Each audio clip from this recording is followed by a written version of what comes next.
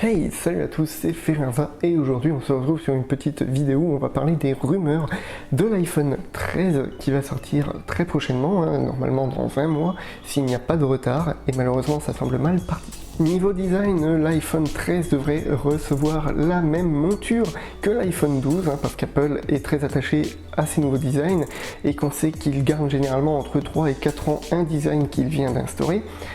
Et donc, pas de gros changements là-dessus.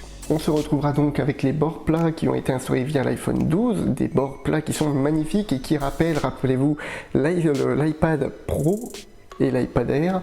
La grosse différence se fera principalement sur la façade avec, d'après certaines rumeurs, une encoche qui serait réduite et à l'arrière grâce à un module photo qui serait d'une nouvelle disposition, nouvel agencement. On aurait donc non plus des capteurs alignés en ligne droite mais en diagonale. La position des objectifs ne changera rien à proprement parler, mais par contre la taille du capteur qui selon certaines rumeurs pourrait être agrandie, eux vont faire la différence. Il se murmure également que tous les iPhones de cette année auraient le capteur LiDAR à l'arrière. Néanmoins, cette petite rumeur est à prendre avec des grosses pincettes parce que personne n'arrive à s'accorder dessus.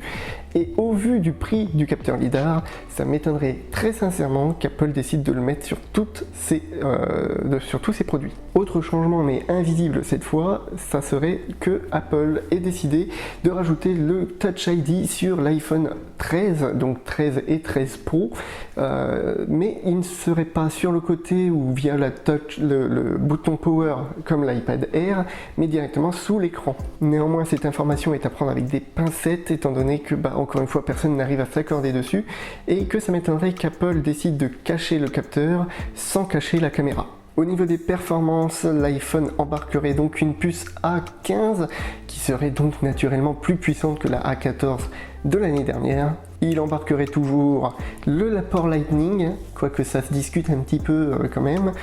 Potentiellement, l'iPhone passerait sur un USB-C, ça serait enfin un miracle. Au niveau de la batterie, les batteries seraient augmentées elles aussi, avec une batterie pouvant dépasser les 4000 mAh sur l'iPhone 13 Pro Max et plus de 2200 pour l'iPhone 13 mini.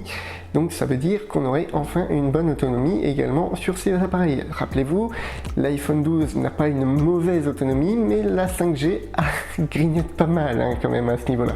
Il se murmure également que l'écran lui-même de l'iPhone serait enfin en 120 Hz. Alors, peut-être réservé qu'aux versions Pro, puisque c'est le Pro Motion déjà équipé sur les versions Pro des iPads. Cette fréquence d'image serait variable et permettrait donc à Apple de proposer le Always On Display sur ses appareils. En adaptant la fréquence d'image lorsque l'écran est en veille et donc n'affiche que du noir, on pourrait donc afficher l'heure ou bien une notification à une fréquence limitée, et ce qui permettrait d'économiser la batterie, donc d'afficher comme le fait l'Apple Watch série 6 sans pour autant venir grignoter durant toute votre journée votre autonomie et se retrouver avec un téléphone qui tient que 3 heures.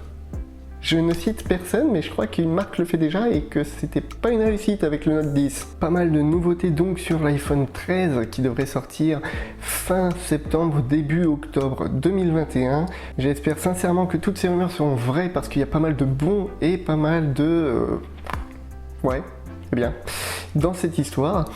Donc à voir, à surveiller, mais je me dis, il y a peut-être moyen qu'Apple nous réserve quelques surprises. Enfin, aujourd'hui, avec toutes les rumeurs, c'est peu probable, mais on sait jamais s'ils arrivent à garder le secret. Allez, on a le droit de rêver. Et vous, qu'est-ce que vous attendez de l'iPhone 13? Est-ce que parmi tout ce que j'ai dit, vous retrouvez des attentes que vous avez, vous, pour la prochaine monture de l'iPhone? Ou est-ce que vous en avez des plus particulières? Et dans ce cas, je vous invite à les écrire en commentaire pour peut-être en discuter tous ensemble. Si la vidéo t'a plu, n'hésite pas à le faire savoir en y mettant un petit pouce bleu, ça fait toujours plaisir et ça aide au référencement. Oui, on est très souvent à le demander, mais malheureusement, si on veut se faire connaître ou si on veut être vu, il faut demander quelques petits pouces bleus, et j'en suis navré. N'hésite pas également à t'abonner pour ne pas louper les prochaines vidéos et donc activer la petite cloche, hein. C'est très important. YouTube a tendance à oublier de notifier les nouvelles sorties de vidéos aux gens qui sont abonnés à la chaîne. D'ici là, nous on se retrouve sur une prochaine vidéo où j'aborderai plus particulièrement les rumeurs de l'Apple Watch parce que ce produit me fait tout le temps rêver. D'ici là, portez-vous bien et nous on se dit à la prochaine. Tchuss, bye bye.